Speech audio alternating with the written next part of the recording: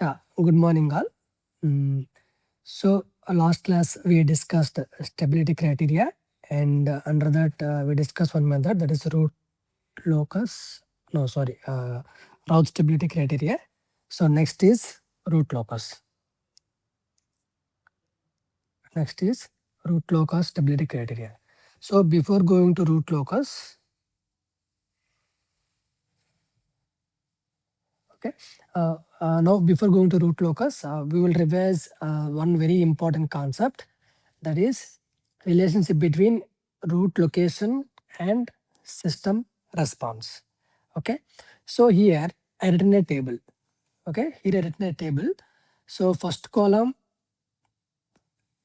I mentioned types of roots, and second column root location in complex plane, and third column will be the closed loop response. Okay. For a given step change in a set point. Okay. Now we'll go by one. The first case, case 1. So a negative real part, that means negative root, that is negative real root. What does mean? So root is a real number and it is a negative. That means either -1, -2, -3 like this. Okay, root is a real number and it is a negative. So now see in the complex plane. Now can you go to the complex plane?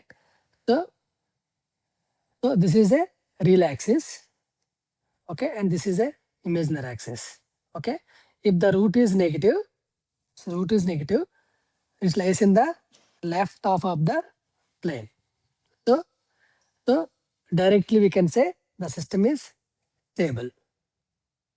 Okay. Now see the response. So output start from 0, and gradually increases and settles to at steady state value. So then there is no oscillations. So very smooth curve. No oscillations, very smooth curve. Okay. So what is the main key line for this one? So we have a negative real root. It lies in the left of the plane. Then we can say system is stable and we got a smooth response. This is the case 1. Now let's go for the case 2. The second case is a positive real root. That means we have multiple roots, single positive real root. That means that's a system we call unstable system. But how? So now in the complex plane, root lies in the right half of the plane. Right half of the plane. That means either 1, 2, 3. Okay.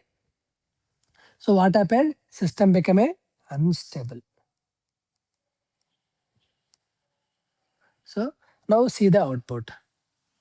So it starts increasing, but it never settles. So it keeps growing. So this is the system we call unstable systems. That means we have a positive real root. It lies on the left of the plane. Then system is unstable. Then output diverges. Okay. Then third case is, case 3 is complex roots. That means a negative real part. So the third case is complex conjugate roots with negative real part. So just in complex plane, the root lies in the left half of the plane. Okay, but not on real axis. Okay, so what happened? The system still stable only. Okay, now see the response. The output oscillates. Decrease with time. Okay, finally it settles. So here what we can say, we have a complex roots. Lies in the left of the plane. So the system is stable but oscillatory response. Okay. Then remember about the fourth case. So here complex roots with positive real part. Complex roots are positive. So in the complex plane, the roots are in the right half plane. The roots are in the right half plane. So then we can say the system becomes unstable. System become a unstable. Okay, now see the response. See the output. The oscillations are increasing. The oscillations are increasing. Amplitude grows with a time. Okay, so then we can say this is like unstable oscillation. So then we have a complex roots lies in the right of the plane. Then we can say unstable oscillations. So from this table, we clearly understand root location decides stability and responses. So next I will go one step deeper, how root position affects speed and oscillations. Okay. Yeah. So speed and oscillations. So here we mainly focusing on the speed of response and oscillations. Okay. So here check the first case one. The roots are close to imaginary axis. So that means the real part is small. It's close to imaginary axis. This is imaginary axis, right? This close to imaginary axis. Roots are close to imaginary axis. That means the real part is small. So what happens? Response become slow. So this type of systems you can get. This called based on the roots. We can say the system response become slow. That means output takes long time to settle. Okay, that means closer imaginary axis, slower response. Remember this point. Okay, now let's go for the case 2. Case 2, if complex roots are near imaginary axis. If complex roots are near imaginary axis, this is imaginary axis, right?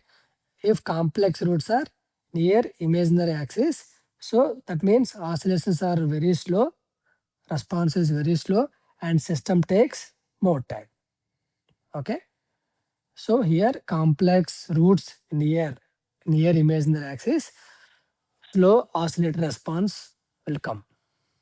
Okay, now suppose roots are if roots move away from the imaginary axis, then we get more negative value. So what happened? The response becomes a faster. Okay, so it will take output reaches steady state very quickly. So more negative real part, faster response. Okay, now fourth case is, so third case is if roots move away from the real axis.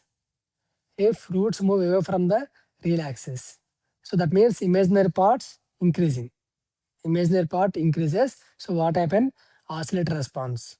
So more imaginary part, more oscillatory responses. Okay, so what you understand? So root location, this root location decides stability. So it decides the our stability and speed and oscillation. Okay, so by just looking up the roots, we can predict system behavior. Okay, so that's why we should know about each and everything very clearly. Okay, but I think but how we can say based on the root position we can say stable or not? How we are going to say? So let's see. We know the characteristic equation, right? We know the characteristic equation.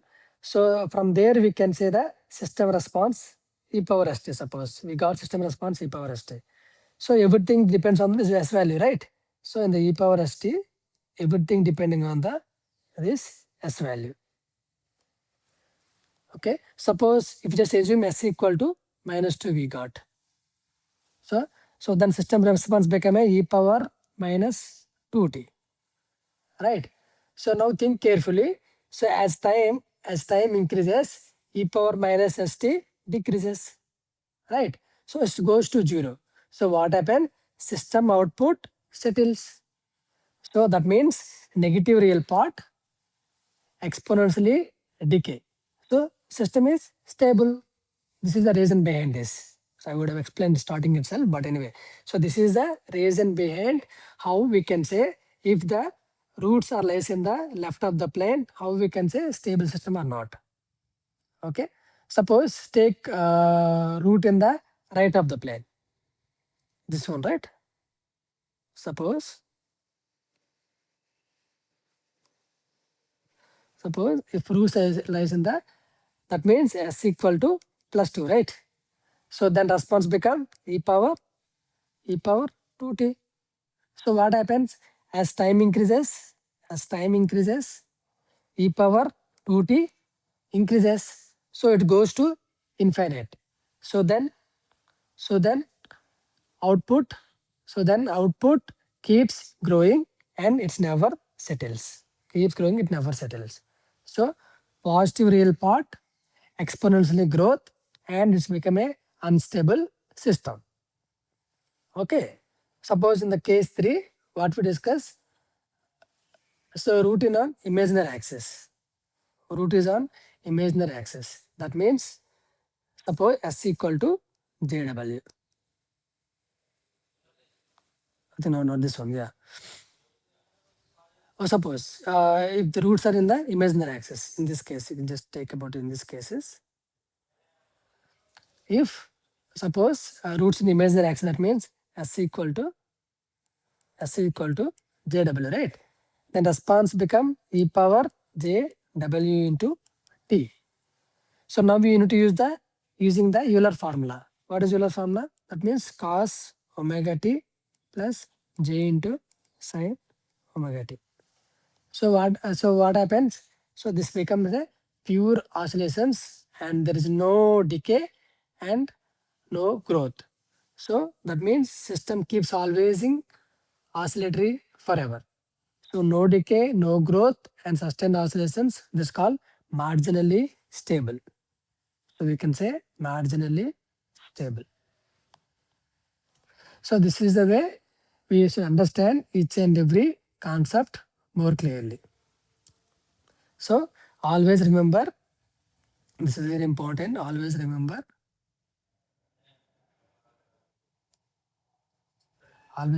real part.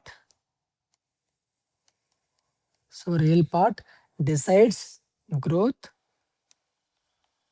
or decay. Okay, imaginary part decides oscillations. Imaginary part decides oscillations.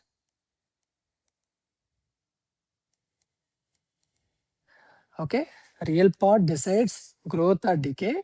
Imaginary part decides oscillations. So real part controls stability. Imaginary part controls the oscillations. Okay, I think now you understand the reason behind. So we should never forget. We just say left or right. Okay, it's not like left or right. Okay, it's not say left and right. Okay, we understand what happens in the time domain. So exponential decay means stable, exponential growth will be unstable, pure oscillation may be marginal. Okay, so this is the concept behind these types of roots and root location in the complex plane. So based on the root position, we can say what type of system it is. Okay, thank you.